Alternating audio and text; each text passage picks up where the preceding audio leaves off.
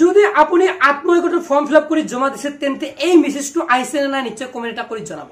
এইটো চাওক লক্ষ্য কৰিব পাৰিছে MMUS form has been successfully submitted. হয় যদি আপোনালোকৰ আহিছে অৰ্থাৎ আত্মহত্যা মহিলাসকলৰ বাবে আহি গল ভাল খবৰ। মহিলাসকলে 10,000 টকা পাবলৈ গৈ আছে আৰু তাৰ বাবে এই যিখন মেসেজ কিন্তু আহিবলৈ ধৰিছে। আপোনালোকৰ আহিছে না নাই কমেন্ট এটা কৰি নিশ্চয় জনাব।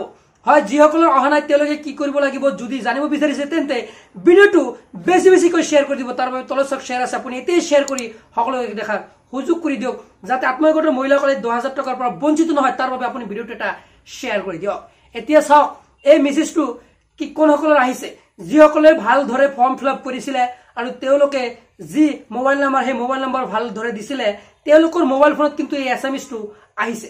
আপোনালোকে লক্ষ্য কৰিব পাৰিছে এই এসএমএস যেটো লিখা আছে MMUS অৰ্থাৎ মহিলা উদ্যমিতা মুখ্যমন্ত্ৰী মহিলা উদ্যমিতা আঁচনি যেটো স্কিম আছে এই স্কিমৰ জৰিয়তে 10,000 টকা কিন্তু হুমাই দিব অসম চৰকাৰে যাতে যি মহিলা আছে মহিলাসকলে যাতে লাখপতি বনিব পাৰে।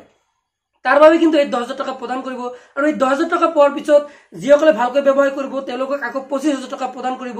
দুটা কিস্তিত এই টকাসমূহ প্ৰদান কৰিব। হেহে আপোনালোকে যদি ফৰ্ম ফিল আপ কৰি জমা দিছে তেন্তে হয়তো অপেক্ষা কৰি আছে যে আত্মহত্যা টকা কেতিয়া সমাব। হয় কেইদিনমান ওয়াইট কৰক যেহেতু এতিয়া কিন্তু যি ভেৰিফিকেশন কাম চলি আছে যেহেতু আপোনালোকে লক্ষ্য কৰিব পাৰিছে যে NRLM ৰ পৰা কিন্তু ভেৰিফিকেশন কৰিছে এই এসএমএসত কিন্তু উল্লেখ আছে। মই আপোনালোকক আগতে কৈছিলো যে যিসকলৰ নাম নাই তেওঁলোকে লিষ্ট চেক কৰিব। আত্মহত্যা কিন্তু লিষ্ট আহি গৈছে আৰু লিষ্টটো যি ভেৰিফিকেশন কৰি আছে মই আগৰ ভিডিওটো কেইবাটা ভিডিওত মই জনাইছিলো আৰু আত্মহত্যা যিকোনো ভিডিও কিন্তু মোৰ চেনেলত পাই যাব।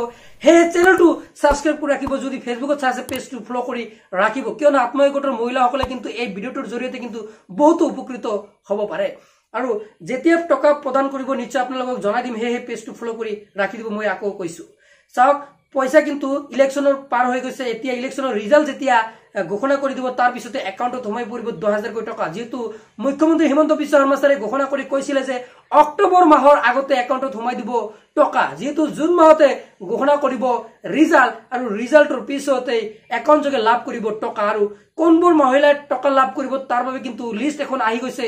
সেই লিষ্টটো মই আপোনালোকক পৰৱৰ্তী ভিডিওত জনাই দিম। হে আপোনালোকে কি কৰক চেনেলটো সাবস্ক্ৰাইব কৰক পেজটো ফলো কৰি ৰাখক আৰু ভিডিওটো যদি শ্বেয়াৰ কৰা নাই শ্বেয়াৰ কৰি দিয়ক। আজিলৈ মানে ধন্যবাদ।